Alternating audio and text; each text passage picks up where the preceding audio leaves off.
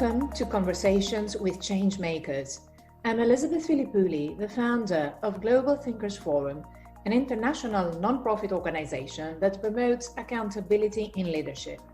Over the years, we have built a diverse network of social impact thought leaders with whom we share a common vision to promote values-based leadership. The forum was incubated at Oxford University's Saïd Business School in 2011. In this series, we interview change makers from different parts of the world. We want to hear how they are going through this coronavirus crisis as professionals and as individuals. And we invite them to share insights and forecasting for the day after. Today, I'm interviewing Ismet Öztenik, the founder of Lucy's Initiative and Avant-Garde Collection Hotels, who is based in Istanbul, Turkey, but he's an international entrepreneur. Ismet, welcome to Conversations with Changemakers. Thank you so much. It's a great pleasure to be once again a small part of Global Thinkers Forum's amazing actions. And this is a great opportunity for me as well to share my personal and corporate insights of the COVID and post-COVID situation, if I might say. So thank you very much for having me in your podcast series. Of course, your insights are very important and very relevant because we're trying to find out what's happening around the world in the different economies and societies. And of course, you have a very long experience in hotel management, and you're also the co-founder of the Assembly Buildings, which is a 360 office hospitality management brand that also offers flexible office options. Give us the picture, Ismet, from your side. How have your companies been affected during these months? And what are some of the scenarios that you are exploring for the next few months? Well, I will have two different answers to this long-lasting, evolving question, I might say. I will start with my existing companies' situations because it's to do with the nature of the business, which affected really badly, and it's undebatedly badly. But for some other business lines that we are in, we had the opportunity to adapt ourselves to the situation, and it's an evolving process, if I might say. And of course, actually I said two, but I have a third answer as well, which is the new situation also brought new opportunities. That's going to be my three different departments that I will be touching on. First of all, the existing business lines we have. As you said, we have a long hospitality experience. I personally have almost 20 years of experience, but we are a 3 generations old family company who has been investing to and managing hotels in Istanbul and Bodrum cities of Turkey, which is seaside location, the second one. And since early 90s, we've been in this business as an active investor player, and we are self-managing our own hotels. The nature of this business line, of course, didn't help so much because it's very much to do with the traveling privilege of people majorly. But on the other hand, when you have a countrywide lockdown, you cannot also accommodate the local domestic guests. But we are one of the very first adapters of the COVID situation. We decided to shut down our hotels temporarily while still keeping the rights of our employees. So we didn't just say goodbye to any of our employees.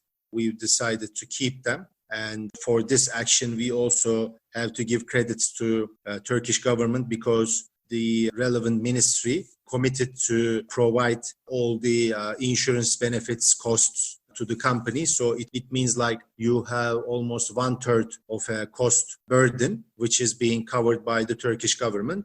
So that's an applause from the governmental point of view. But what we've done from hotel hospitality point of view is to still use some of our facilities to provide outside catering services for people who are still in need of some services, some food and beverage services at their places. We matched some of those needs. And just to wrap up the hotel situation, we are discussing right now, brainstorming going on around the hotels. What's going to be the future of the hotels like? We are right now seriously considering to use our hotel rooms as long-term apartments. We can offer live and work opportunities for some guests who are in need of alternative long-term accommodation solutions where they can also work remotely. I will touch upon that with our assembly hat in my next conversation. But there is an ongoing big debate in this hotel environment of how the hotel management understanding will change.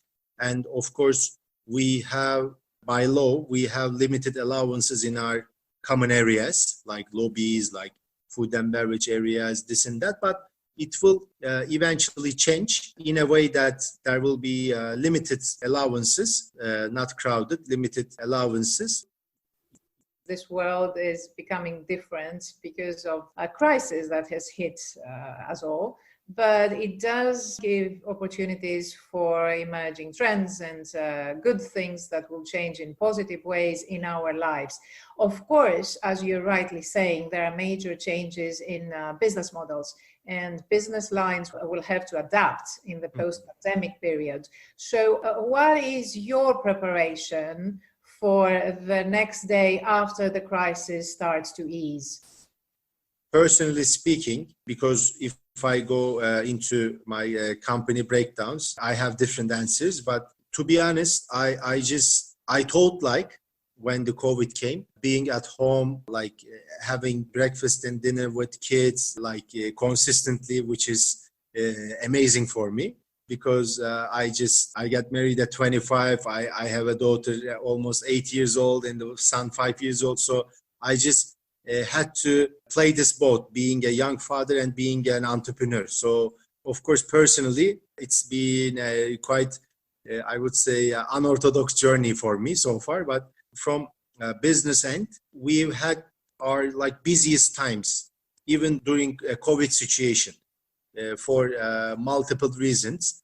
Of course, you have to manage day-to-day differences and match time to time your like landlord's needs, time to time your members' needs, time to time your guests' needs. And we do have, for instance, one of our major family businesses as commodities trading. That's another, I would say, long-lasting story because the logistics situation, the raw material supply situation got changed a lot because of this bipolar war in the world. So that's actually the most major, I would say, game-changing consequence out of the COVID. The changing circumstances in the raw material and the wave of the logistics from China to US is going to change everything. It's changing everything, and there is also an opportunity for a country like Turkey, which is a manufacturing country. And even before COVID, there were situations, international statistics showing for every slowing down of China's growth, Turkey is one of the two leading beneficiaries in the world.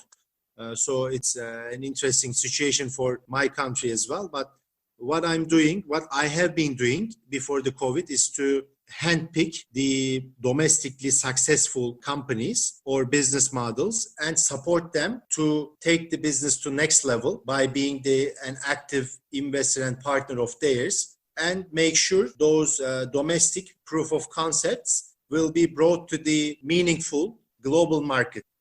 Do you see these different narratives that have emerged around China's role in communicating or not communicating transparently with the rest of the world when the first incidents of COVID-19 started breaking out, in the beginning of 2020 or even towards the end of 2019? So there has been, a lot of tension, aggravation with regards to China's role. COVID is a global excuse for a number of cases. And China, I think, is the leading case, which starting from US, a number of countries who are actually indebted to China is trying to take advantage of the situation. China is the largest investor to state bonds to a good number of Western countries. So it's actually when payback time is arriving, interestingly, COVID situation arrived. So that's a global feasible excuse of payback delays. So this is the most, I would say, substantial part of our discussion. But on the other hand, we will never know if this is on purpose by China or maybe by some other countries. If this is a like man-made crisis or this is like just Mother Nature. It took so long for Asian economies to prove that, themselves in consumer markets. It applies the same for the COVID economy as well. It applies for personal protection equipment. It applies for raw materials. It applies for different like consumer goods. So they are still the major suppliers for crisis, which they supposed to become the reason of. So it's so interesting. For instance, I've been working on the medical supplies over the last quarter through our commodities vertical, commodity trading vertical. And, you know, the greatest part is at the same time, I work with a Korean, with a Malaysian, with an Israeli, with a US, with a Russian. So the world hasn't been that much flat to me before. That's for sure. I mean, that's amazing because everyone is in need of another right now. That's a great collaboration environment. That's a great, I would say, puzzle, a cultural puzzle. And on the other hand, that's a great need of one say, common benefits. So that's what actually personally and for my company culture, that's a great privilege because we are living our days before the crisis like this, and our culture is actually very much compatible with the COVID situation. Ismet, I would like to thank you for our conversation and your time today. Thank you so much. It's been a pleasure for me. And as my companies, we had the privilege to become a part of Global Thinkers Forum's Athena 40 action with our assembly brand. And we are still with pleasure very much committed to contribute more and more to Global Thinkers Forum's value-based actions post-COVID onwards as well. Thank you so much. And thank you. We're looking forward to planning with you and working on the next Athena 40 Global Conversation in 2021, together with Assembly and our exceptional partners from Turkey.